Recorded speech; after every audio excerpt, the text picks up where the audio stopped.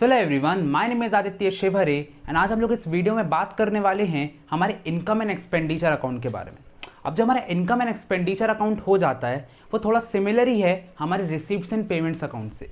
तो अगर आपने अभी तक रिसीप्ट्स एंड पेमेंट्स अकाउंट नहीं पढ़ा है तो प्लीज़ उसको जाकर देखो एंड समझो कि कैसे वो बनाया जाता है, ताकि यहाँ पर आपको ज़्यादा अच्छे समझ में आए।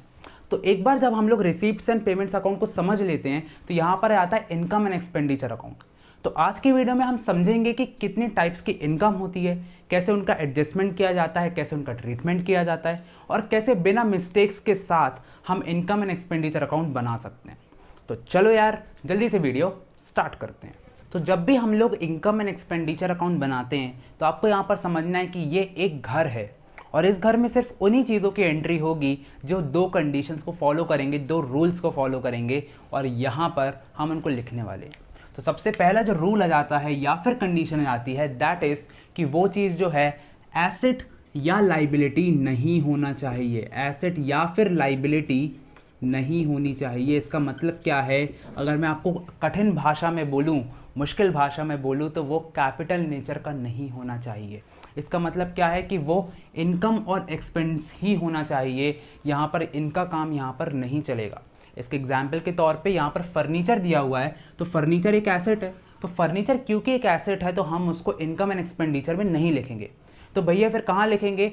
हम उसको लिखेंगे बैलेंस शीट में, यानी कि बैलेंस शीट जब हम लोग करेंगे तो वहाँ पर हम लोग उसको देख लेंगे, लेकिन यहाँ पर तो बिल्कुल नहीं आएगा। सेकंड चीज़ है जैसे कि लाइबिलिटी में हमारा लोन हो गया, लाइफ मेंबरशिप फीस हो गई। वैसे तो लोन लेती नहीं है एनपीओ, बट बाई चांस आपको समझने के लिए अगर लोन हमको क्वेश्चन में मिल जाता है तो हम क्या करेंगे, उसको डायरेक्टली बैलेंस शीट की लाइबिलिटी साइड में डाल देंगे, लेकिन यहाँ पर हम उसको नहीं लिखेंगे। समझ में आया? पॉइंट क्लियर हुआ? सेकंड पॉइंट हमारा क्या आ जाता है that it should be of current year, यानी कि करेंट ईयर का होना चाहिए। नेक्स्ट ईयर का हुआ या फिर प्रीवियस ईयर का हुआ तो हम उस चीज़ को नहीं लिखेंगे। फॉर एग्जाम्पल आपने रिसिप्ट्स एंड पेमेंट्स अकाउंट में शायद ऐसा कुछ देखा हो कि सब्सक्रिप्शंस लिखा होगा और सब्सक्रिप्शन के आगे 2018, 2019, 2020 ऐसा कुछ लिखा होगा। फॉर एग्जांपल यहाँ पे समझो 2019 हमारा करंट ईयर है, तो अगर यहाँ पर 500 दिया हुआ है, यहाँ पर 1000 दिया हुआ है, यहाँ पर 1500 दिया है, तो हम क्या करेंगे, बेसिकली ये जो अमाउंट है करंट ईयर का वो हमारा जो है यहाँ पर पोस्टिंग कर देंगे, हमारे इनकम एंड एक्सपेंडिचर अकाउंट में डाल देंगे। इस वाले से और इस वाले से हमें कोई भी मतलब नहीं रहेगा, यानी कि हमेशा हम करंट ईयर पे ही फोकस करेंगे। समझ में आया? क्लियर हुआ? चलो आगे बढ़ते हैं।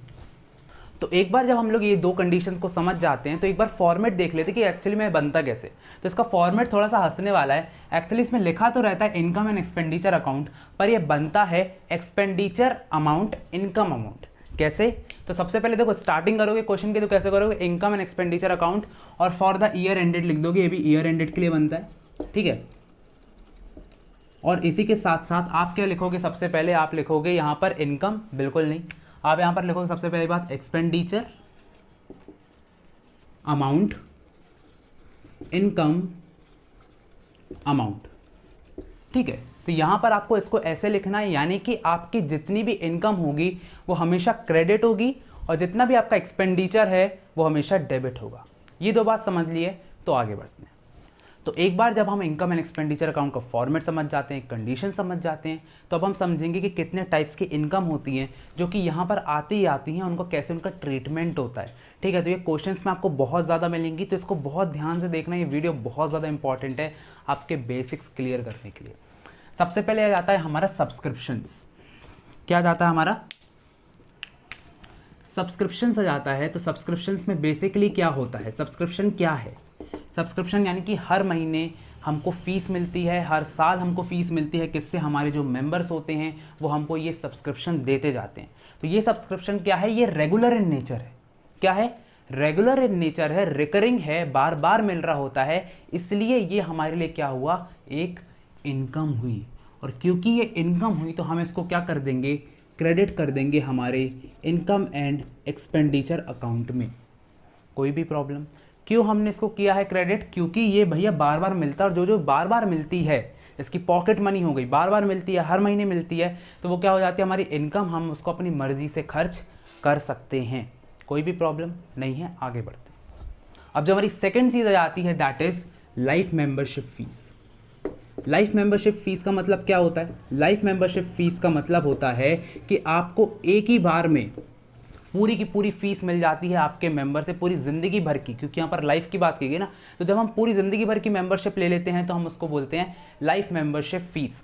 फॉर एग्जाम्पल नेटफ्लिक्स है, आपने नेटफ्लिक्स का एक महीने का 200 रुपये देते हो, तो नेटफ्लिक्स आपको क्या बोले, ज़िंदगी भर का 100 साल का आप मुझे दे दो, कितना, 2 लाख रुपए दे दो, मैं आपको पूरा फ्री कर दूंगा, आप आराम से अपने मोबाइल फ़ोन पे देख सकते हो। तो that is called life membership fees.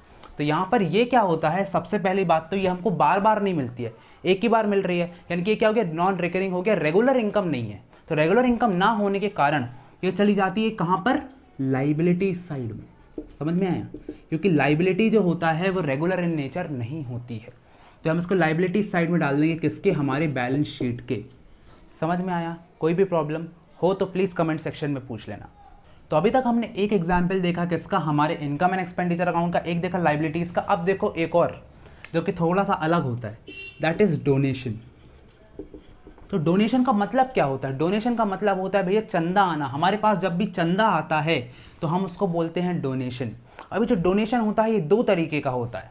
एक होता है जो हमको मिलता है हमारी मर्ज़ी के लिए, यानी कि हम उसको अपनी मर्ज़ी से खर्च कर सकते हैं, that is journal donation. Journal donation का मतलब एक्चुअली में अगर मैं आपको एक एग्जाम्पल दे के बताऊँ तो फॉर एग्जाम्पल मैं राम मंदिर की बात करता हूँ। तो राम जी का मंदिर अभी बन रहा है, मैं वहाँ पर एनपीओ खोल के बैठ जाता हूँ कि जिसको भी चंदा देना है राम जी के लिए वो मेरे को दे सकता है। ठीक है, तो आप लोग मेरे पास आए, आपने क्या बोला, एक चंदा मैं आपको दे रहा हूँ जो आप अपने लिए खर्च कर लो, अपने एनपीओ के लिए खर्च कर लो, ट्रस्ट में खर्च कर लो। ठीक है, उसका आपको जो करना है आप अपने हिसाब से देख लो, यानी कि उसका प्रसाद बंटवाना है या फिर कुछ और कुछ एक्सपेंडिचर करना है, वो आप अपने हिसाब से कर सकते हो। तो वो आ जाता है जर्नल डोनेशन में। लेकिन आप ऐसा भी बोल सकते हो कि जो अभी नया राम मंदिर बन रहा है उसमें ही हम पूरा पैसा लगाना चाहते हैं, उसका जो निर्माण हो रहा है उसी के लिए हम पैसा देना चाहते हैं। तो जब आप एक कंडीशन रख देते हो ना कि मुझे इस चीज़ के लिए ही पैसा देना है, तो मैं बोल दूंगा कि वो हो जाता है स्पेसिफिक डोनेशन। क्योंकि यहाँ पर मैं अपनी मर्जी से इसको खर्च नहीं कर सकता, इसको मैं अपनी मर्जी से खर्च कर सकता हूँ, मेरे पास फ्रीडम है, और जिस चीज़ में फ्रीडम होती है उसी को तो हम इनकम बोलते हैं।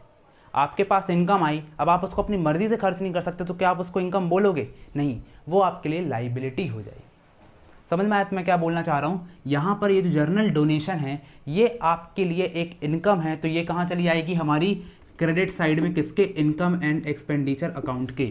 But on the other hand यहाँ पर ये जो चीज़ है ये कहाँ चली जाएगी, लाइबिलिटी साइड में, किसके, हमारे बैलेंस शीट के।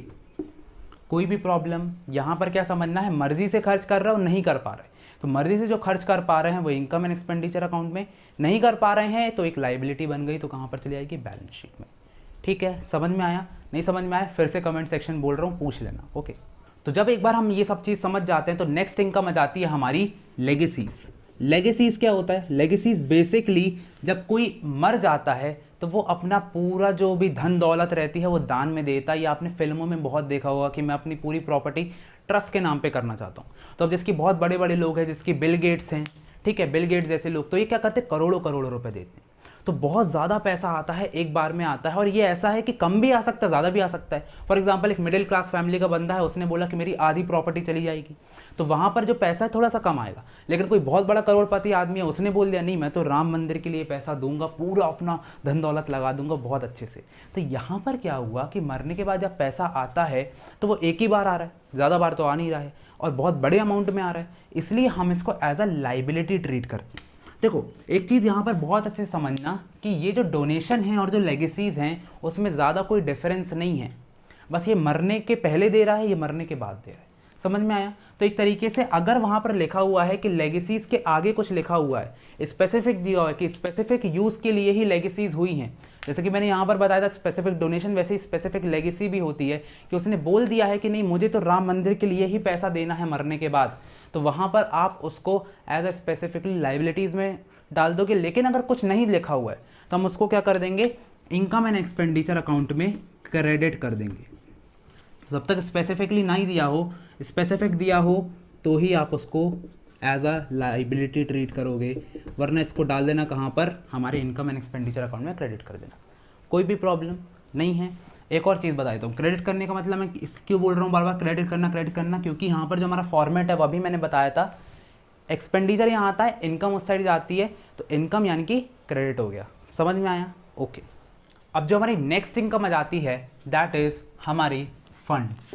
तो बेसिकली फंड्स का मतलब क्या होता है? फंड्स का मतलब होता है कि जब हम खुद ही एज अ एनपीओ एक फंड क्रिएट करते हैं फॉर स्पेशल पर्पस, यानी कि यहाँ पर जो भी पैसा होता है वो कोई स्पेशल पर्पस के लिए रखते हैं। फॉर एग्जांपल एनुअल फंक्शन कराना है, कोई टूर्नामेंट कराना है, पवेलियन बनाना है, तो it depends upon the NPO.